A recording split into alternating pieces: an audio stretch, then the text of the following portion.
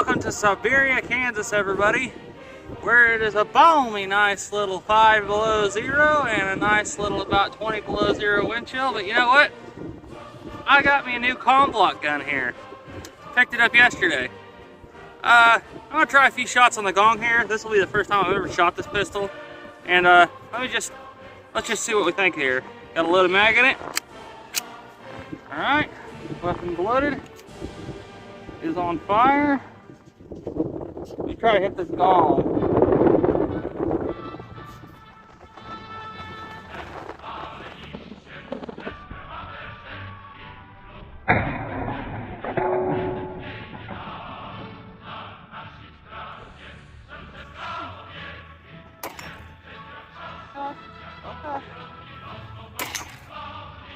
Oh, guys, I'm falling in love here.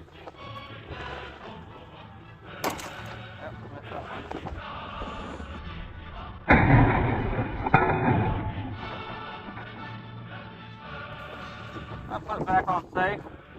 I'm going to use the decocker, but I'm going to put my thumb and my finger in front of it. About that in a minute. Alright, weapon safe. I'm going to put it right here. It is loaded. Let's talk a little bit about it.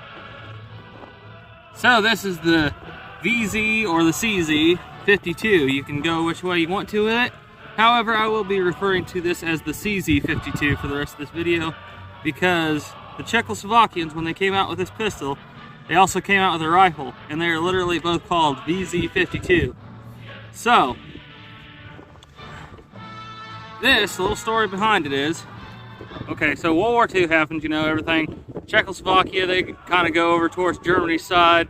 Russia comes through, they become a comp block state.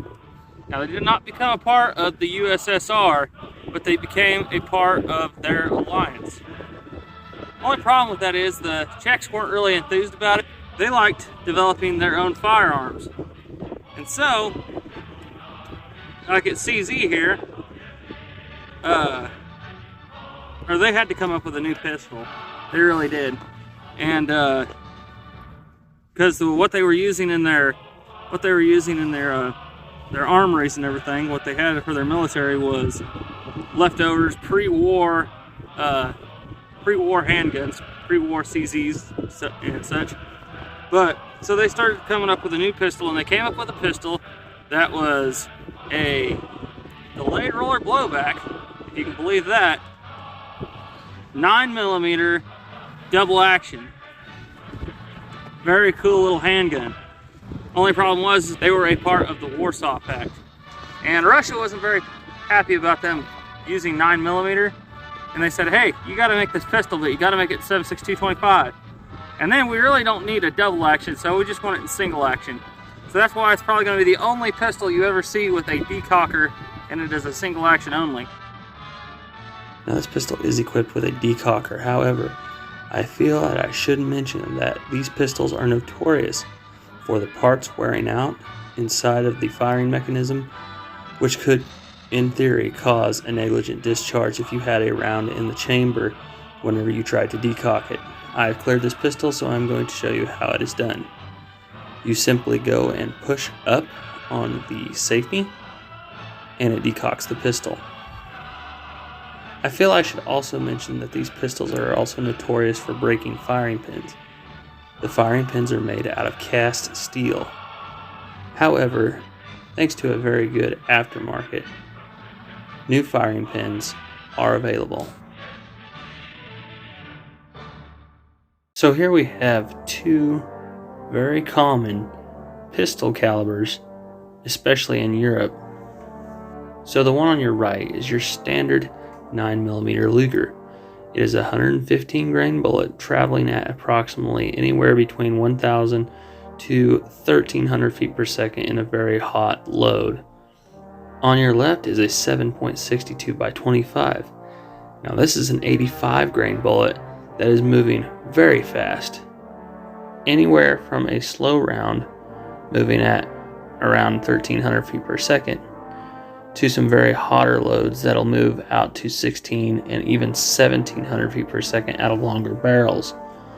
However, out of this 4 5/8 inch barrel, it's generally moving around 1,550 to 1,600 feet per second. So let's talk about the power of these two rounds. On average, your 9mm has around 300 foot-pounds of energy at the muzzle. 7.62 by 25, however, can have anywhere from 400 to 450 foot-pounds of energy at the muzzle. And to prove this, let's have ourselves a little test here. I can feel the ice forming on my mustache as I speak. I got a couple of targets here, and I'm going to show you what a 9mm full metal jacket does, and then we're going to shoot one with a 7.62 by 25. So let's shoot 9mm first. Block 26. Haven't shot this battle in a while. A little harder to run than others.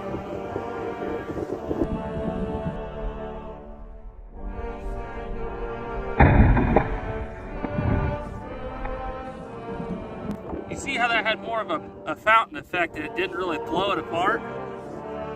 Let's go ahead and try the 7.62 by 25. Alrighty.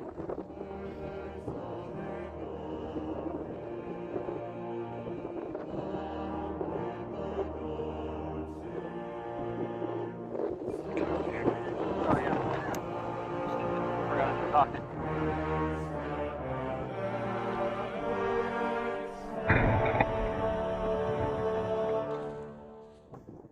Let's go take a look at the damage right quick.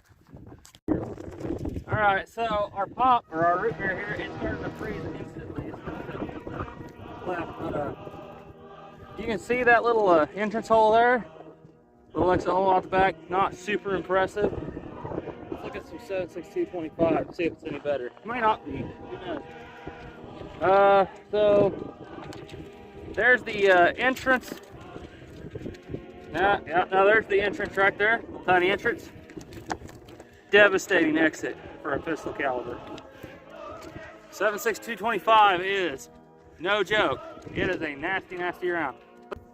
So about the soda pop all over it. So about the characteristics of this fine firearm here. It is, like I said, 7.62-25. It holds 8 rounds in a single stack magazine. It has an extremely long grip. That's because of that pretty potent 7.62-25. The trigger guard, this weapon is on safe. It accommodates gloves very well, very well. A lot better than some pistols of the time period. A lot of people complain about it and they say it's a very heavy, chunky design. However, when you're wearing gloves, and I noticed this instantly, as soon as I picked up that Glock 26, I could barely get my finger in the trigger guard.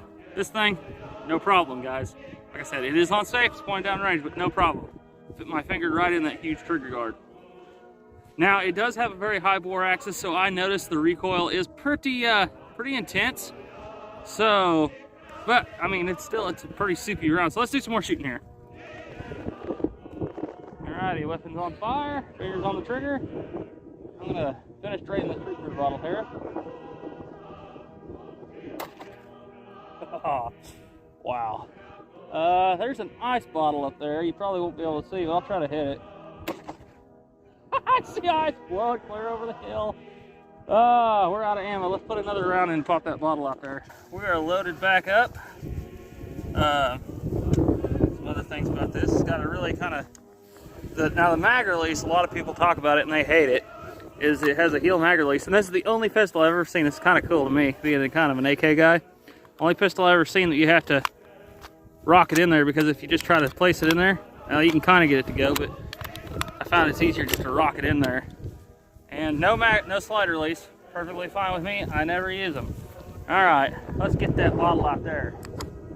If I can get it to, there we go.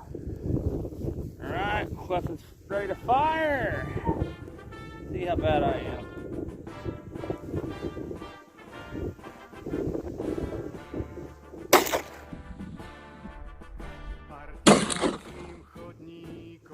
Not too shabby. The trigger on this thing is a little heavy. There's quite a bit of take up and it's a little heavy, but it's not terrible. Let me shoot this guy a few more times. Show him who's the boss.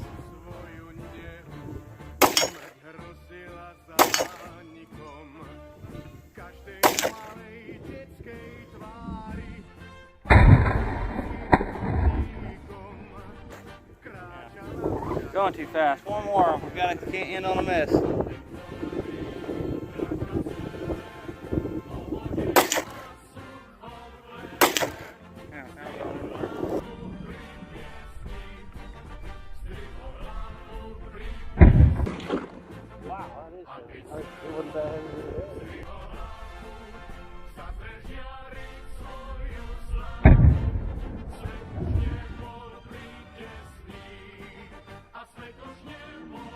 that's about all I got to say about this thing today. Very nice pistol, extremely nice. I really like it. This may be one I'm going to keep. You know, that's a pretty potent firepower here. So, as always, thanks for watching. See you next time.